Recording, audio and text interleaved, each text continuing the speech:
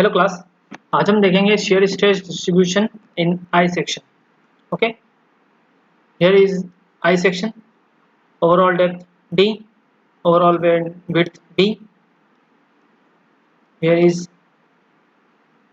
thickness of wave b, and there is depth of wave d.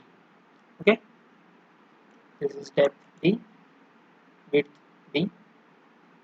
So we know the shear stress formula at any section on the beam is tau equals to Fa by bar by Ib.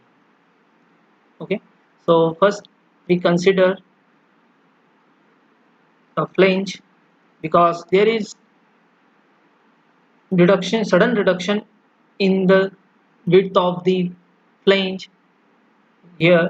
So we consider two sections. There is one part of flange and in another section for wave. So there is first condition, shear stress distribution in flange. Okay, तो यहाँ हम क्या करेंगे, एक flange में एक section consider करेंगे Y distance पे, जो कि न्यूट्रल एक्सिस से मेजर की है। ठीक है, इसकी वेट डी है और इसका जो शेडेड एरिया है वो है B into T minus two, B into D by two minus Y. Okay, that means ये लेंथ, ये थिकनेस। ठीक, तो अब इसका हमें सी जी फाइंड आउट करना है इस शेडेड एरिया का। तो क्या होगा, D by two minus Y, D by two minus Y, half of d by 2 minus 1. Okay, this is the CG of the shaded area, and the distance from this, from neutral axis, is y plus CG of this shaded area. Okay, so y bar is half of d by 2 plus y. Now shear stress in the flange, so tau area हम calculate कर चुके हैं, b into d by 2 minus y and half d by 2 plus y or b flange width. So b to b cut, so remaining part is f by 2y d by 2 whole square minus y square. So here is a stress equation on the flange. So at the top, at y equals to d by 2, we put y equals to d by 2, so stress is 0. Now at the lower edge of the flange, that means at the junction of flange and wave, there is stress in the flange, so y equals to d by 2, that means small d by 2 we put here, so it will give f by 8 I d square minus small d square. Okay, now the shear stress distribution in the wave, so we consider a section in the wave. Okay, here, so here is total area, that means 1 and 2, so a y bar, we take a y bar first for the plane section and second one for the wave section. Here is the area b, here is the width d, and d by 2 minus d by 2, here is this length is the area, and here is the CG from neutral axis, half of d by 2 plus d by 2 total. And for the second wave b, here is the thickness of wave, here is d by 2 minus y is this thickness. Okay, so this is the area, and half of d by 2 plus y. Similar calculation for that, similar to that, so it will get half of d by 2 plus y. Now we simplify, so a by bar is d by d square minus d square plus d by 2 d square by 4 minus y square. Now the shear stress in the wave, there is the formula tau equals to a y bar by ib, so we put here a y bar value, so it will give this equation. Now shear stress at the neutral axis, so at y equals to 0, so put y equals to 0 and it will give this equation. This is at neutral axis, and the junction where the shear stress at the wave in the wave, so y equals to small dy to we put y value equals to d by 2 and it will give fb d square minus d square divided by 8ib. Okay, so here shear stress at the junction of the flange at the wave changes suddenly from f by 8i into d square minus small d square to b by b into f by 8i d square minus d square. At the junction it is increasing for this much amount b by b. Okay, and the distribution is parabolic because from the general equation it is directly proportional to y square, so it will the shear stress distribution is parabolic. There is parabolic. There is tau maximum total axis. Here is at wave. This stress is on flange. This stress point is on wave. Okay, now here is time for a numerical. Here is the numerical. The shear stress force acting on a beam at an I section with unequal flange is 50 kN. The section is shown in figure. The moment of inertia of the section about neutral axis is 2.849 Newton per 8 mm to the power 4. Calculate the shear stress at the neutral axis and also draw the shear stress distribution over the depth of the section. So here is the question. इसमें क्या क्या दिया हुआ है? shear force दिया 50 kilo Newton का, moment of inertia दिया हुआ है अबाउट न्यूट्रल एक्सिस और सेक्शन डायग्राम दिया हुआ है. तो सेक्शन डायग्राम में लोअर फ्लेंज विड्थ दी हुई है, थिकनेस दिया हुआ है, अपर फ्लेंज विड्थ दी हुई है, थिकनेस दिया हुआ है, वेव वेव हाइट दी हुई है और थिकनेस दिया हुआ है. ठीक है, तो सबसे पहले हम कैलकुलेट करेंगे न्यूट्रल एक्सिस की पोजीशन. सो न्यूट्रल एक्सिस की पोजीशन को कैलकुलेट करने के लिए हमारे पास का formula y bar equals to a1 y1 plus a2 y2 plus a3 y3 divide by a1 plus 2 plus a3.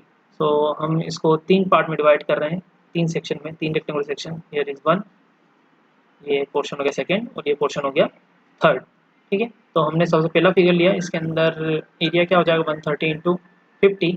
This is the area 130 into 50 6500. इसका सी जी क्या होगा, इसका आधा. ठीक है, तो ये कितना होगा 25 mm. Now for the second figure A2 क्या होगा 200 इंटू 50. ये एरिया ये रहा, ये 200 और ये इसका 50 थिकनेस, तो 200 इंटू 50. और इसका सी जी हमें पूरा बॉटम से देखना है, तो ये 50 प्लस इस 200 का आधा, तो कितना होगा 150 mm. और फिगर 3 लेंगे, फिगर 3 ये रहा. सो ये फिगर 3 का डायमेंशन कितना 200 बाय 50, तो एरिया क्या हो जाएगा 200 इंटू 50 और इसका सी जी क्या होगा from bottom 50 plus 200 plus 50 half of 50. तो ये कितना हो जाएगा 275. Now put this values in the y bar equation, so it will give 166.51 mm from bottom. ये कैलकुलेशन का है बॉटम से, तो ये क्या हो गया 166.51 mm और टॉप से क्या हो जाएगा 133.49 mm. अब हम देख सकते हैं इसके अंदर क्या क्या है, कौन कौन से पोजीशन है. एक तो एज है, एज पे हमेशा क्या होगा shear स्ट्रेस 0. सेकेंड, जब shear स्ट्रेस फ्लैंज में हो तो इसके जंक्शन पे, और shear स्ट्रेस वेव में हो तो इसके जंक्शन में अपर पार्ट, और shear स्ट्रेस फ्लैंज में लोअर फ्लैंज में हो और उसके जंक्शन पे shear स्ट्रेस. और जब shear स्ट्रेस हम वेव में कंसीडर करेंगे तो at this junction shear stress कितना होगा वो कैलकुलेट करेंगे. और एक tau neutral axis shear stress and neutral axis या मैक्सिमम shear स्ट्रेस ये कैलकुलेट करेंगे. मतलब हमारे पास 5 से 6 स्टेप्स रहेंगी. सो shear स्ट्रेस डिस्ट्रीब्यूशन, तो पहली माइंड में हम क्या देखते हैं कि shear स्ट्रेस जो एक्सट्रीम फाइबर पर होगा वो क्या होगा 0. सो अब दूसरे पार्ट में देखते हैं हम. दूसरा पार्ट हम क्या ले रहे हैं, जब shear स्ट्रेस हमारा अपर फ्लैंज में है और उसके हम जंक्शन पे देखना चाहते हैं कितना shear स्ट्रेस आ रहा है, तो टाउ इक्वल्स टू क्या F A Y bar by I B. तो एरिया क्या हो जाएगा उसका 200 इंटू 50, वाई बार उसका क्या होगा 133.49 neutral axis depth from the upper part minus here is C G 50/2. So ये डिस्टेंस हमें चाहिए रहेगी, तो 133.49 माइनस 25 हाफ ऑफ 50, तो ये डिस्टेंस आ जाएगी, तो ये वाई बार हो जाएगा. ठीक है, तो ए वाई बार आ जाएगा, ए वाई बार. ठीक है, तो टाउ इक्वल्स टू क्या है ए वाई बार, अब F into A Y bar divide by I D. इसके लिए पी क्या हो जाएगा 200, ठीक है, क्योंकि फ्लैंज विड्थ कितनी है 200। तो उस जंक्शन पर जब शेयर स्ट्रेस हमारा अपर फ्लैंज में है तो कितना स्ट्रेस होगा 1952, ठीक है। अब क्या हो रहा है कि सडनली चेंज होगा जंक्शन पे, जब हमारा स्ट्रेस क्या होगा वेव के अंदर होगा, तो उस जंक्शन पर कितना चेंज होगा B by B into 0.952, so B by B into 0.952 because the formula is same, so value is 3.808, ठीक है। सो अब हम देखते हैं न्यूट्रल एक्सिस पे। न्यूट्रल एक्सिस पे क्या होगा, शेयर स्ट्रेस मैक्सिमम होगा, तो शेयर स्ट्रेस मैक्सिमम के लिए पे Y bar by I B. तो इसमें दो दो सेक्शन हो जाएंगे, पहला एक अपर फ्लैंज और दूसरा न्यूट्रल एक्सिस के ऊपर ये वेव।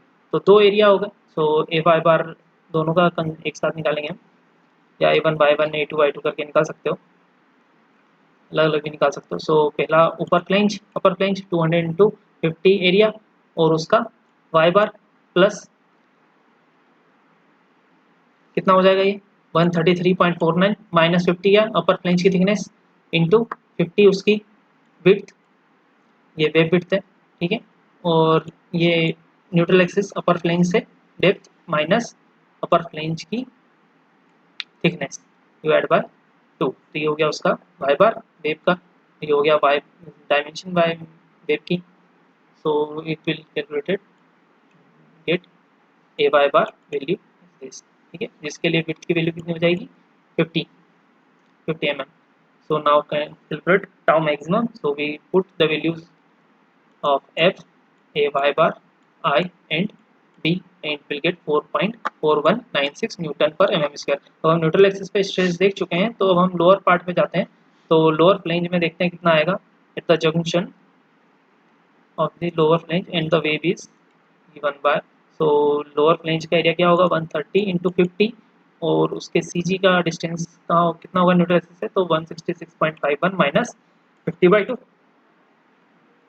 तो इसको कैलकुलेट करोगे तो वैल्यू आ जाएगी, उसकी विड्थ क्या होगी 130 विड्थ है। सो फार्मूला में वैल्यू पुट करो, या फिर वाई बार बाई बी, तो कितना आएगा 1.239। और फिर से जब फ्लैंज से वेव में जाएंगे तो सडनली अपना जो सेक्शन है वो चेंज हो रहा है, तो स्ट्रेस में सडनली क्या होगा इंक्रीमेंट होगा। सो बी बाई बी 1.239, तो बी इसके लिए 130 है और स्मॉल बी 50 है। सो स्मॉल बी 50 मीन्स ये वेव विड्थ है और ये फ्लैंज विड्थ है, ठीक है। तो 1.239 दैट विल गिव 3.22 न्यूटन पर mm स्क्वायर। तो अब हम डायग्राम बनाते हैं। तो 0.9528 प्लेन जंक्शन पे आया था और इसी जंक्शन पे वेव थिकनेस चेंज होने की वजह से कितना होगा 3.88 टाउ मैक्सिमम या टाउ न्यूट्रल एक्सिस 4.4196। ट्रॉपिस एंड बॉटम पे आते हैं, बॉटम प्लेन्स पे, तो बॉटम प्लेन्स पे 1.239 और वेव पे कितना होगा 3.22, ठीक है। ओके, आई होप आपको न्यूट्रल समझ आया होगा। Thank you.